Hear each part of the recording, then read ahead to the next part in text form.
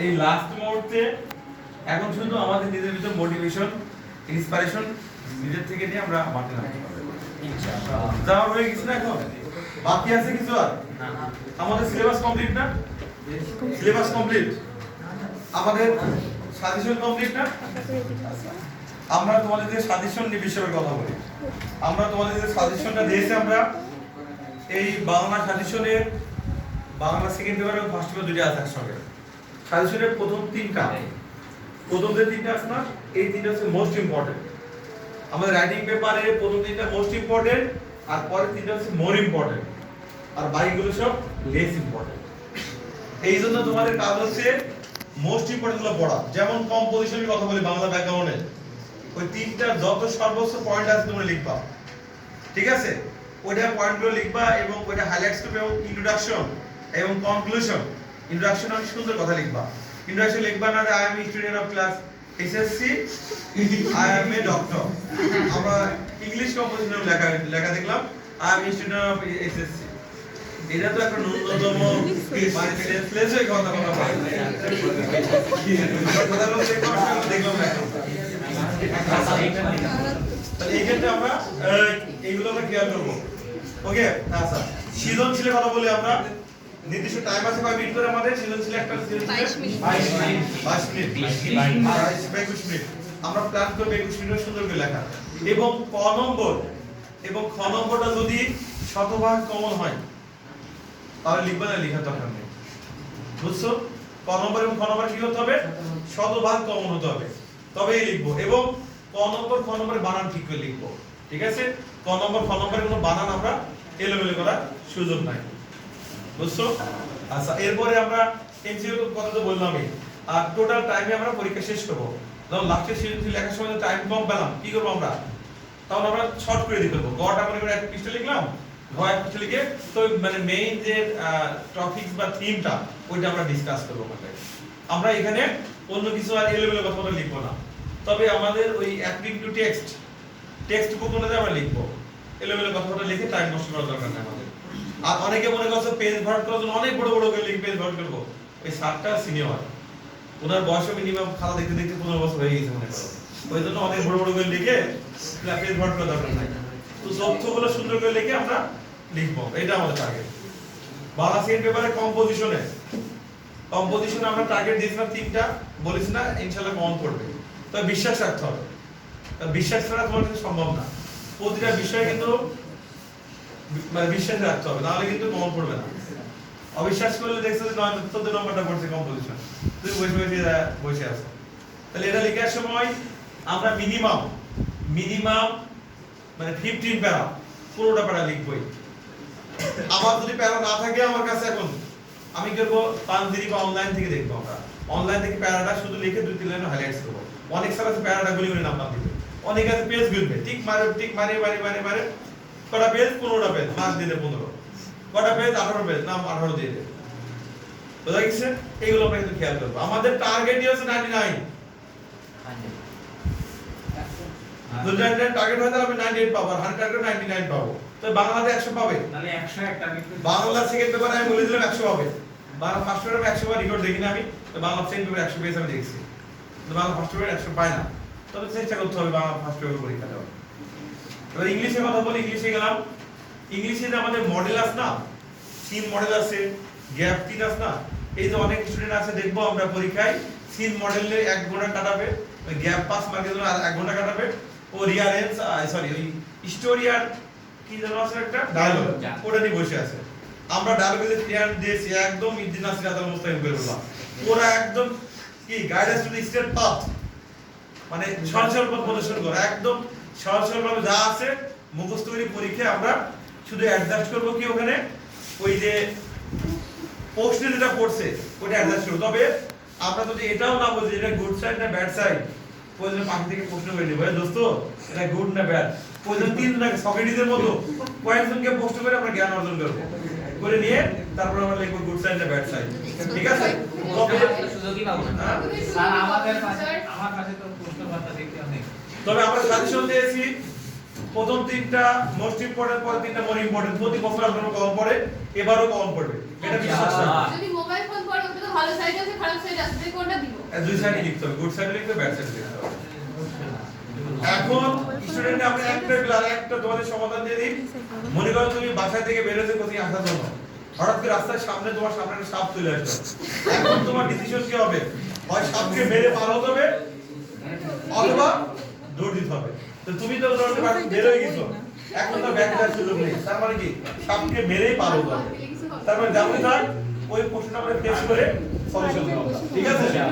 আচ্ছা এবার আমরা টার্গেট বলি। ডায়লগের মার্ক কত? 15। স্টোরি মার্ক কত? 15। ডায়লগটা আমরা লিখতে পারবো তো? ডায়লগ যেটা পুরো ক্লিয়ারটা মুখস্থ করে দেবো এবং অনেক ইনফরমেশন দিয়ে লিখবো। ওই জন্য 8 পৃষ্ঠা লিখে সমস্যা নাই। টাইম আছে না, আমাদের অনেক টাইম থাকবে। এবং ডায়লগ আছে না, স্টোরি ক্ষেত্রে বলে একটা স্টোরি আমরা দেখে নিব, সেটা ক্রিয়েটিভ স্টোরি না ট্র্যাডিশনাল স্টোরি। মাদ্রাসা বোর্ডে ট্র্যাডিশনালি পড়ে, সাইলেন্ট। মাদ্রাসা বোর্ডে আছে ট্র্যাডিশনালি পড়ে, জেনারেল বোর্ডে ক্রিয়েটিভ পড়ে। আর ক্রিয়েটিভ পড়লে আমরা ক্রিয়েটিভে টাইটেল লিখে দিয়েছিলাম ফর্মে 7টা।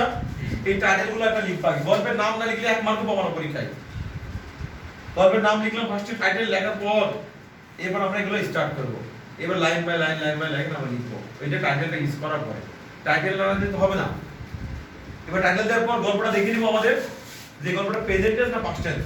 টেন্স আমরা আইডেন্টিফাই করব, আইডেন্টিফাই করার পর গল্পটা টোটালি কমপ্লিট করব। তবে গল্পটা এমন ভাবে বানাবা যখন তুমি একটা কিছু টাকা পয়সা চুরি করো বাড়ি থেকে, মিথ্যা কথা বলে তোমার প্রুফ করতে চাও নিজেকে, এই গল্পটা ঠিক অনেক কিছু লিখে বাড়াই দিব। তবে তোমার কাছে আমি একটা অনুরোধ করব, রিকোয়েস্ট করব, তোমরা এক টপিক লেখার সময় ওই বইয়ের মডেল মানে ওই প্যাসেজের মডেল থেকে লাইন তুলো না। একবার ধরলে আল্লাহর রহমতে 1 মার্কও দিবে না।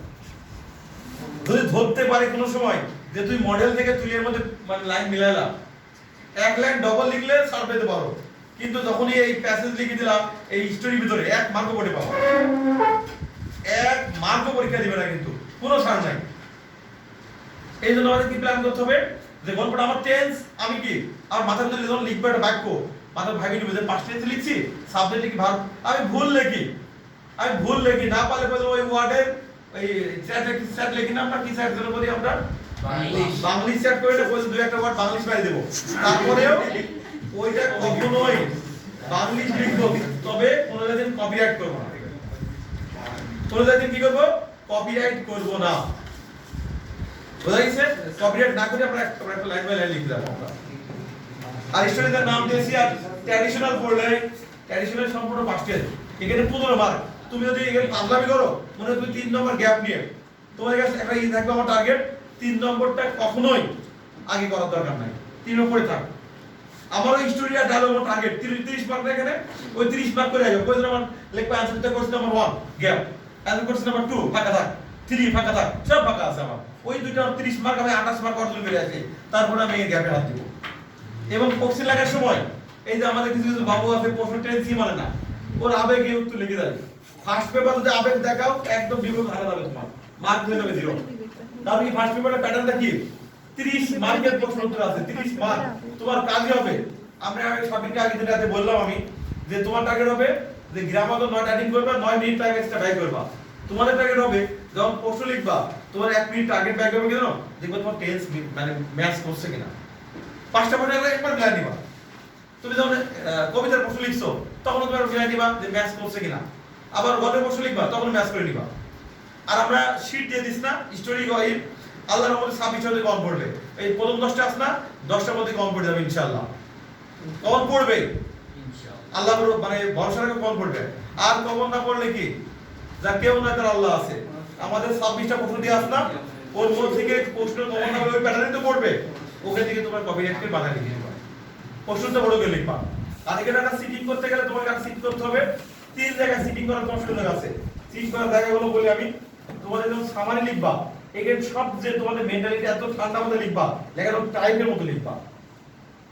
এবং ওটা এক পেজের মতো আমরা লিখি, ওখানে আমাদের শীটে যেটা বলা আছে by reading of this passage যেরকম লেখা আছে না, ওই ভাবে অ্যাপ্লাই করবা। এখানে তুমি ওইটা এটা যদি না করে নিজের মতো লেখো সমস্যা, লিখবা তো ক্রিয়েটিভিটি দিবা একটা। প্রত্যেকটা বাক্য কি আছে, ওই লেখা আছে ইন ইওর ওন ওয়ার্ডস, মানে কি নিজের শব্দ। মানে নিজের শব্দ যদি তুমি করবা মানে লেখাটা সুন্দর করে এটা লিখবা। এখানে 10 এ 10 পেতে হবে।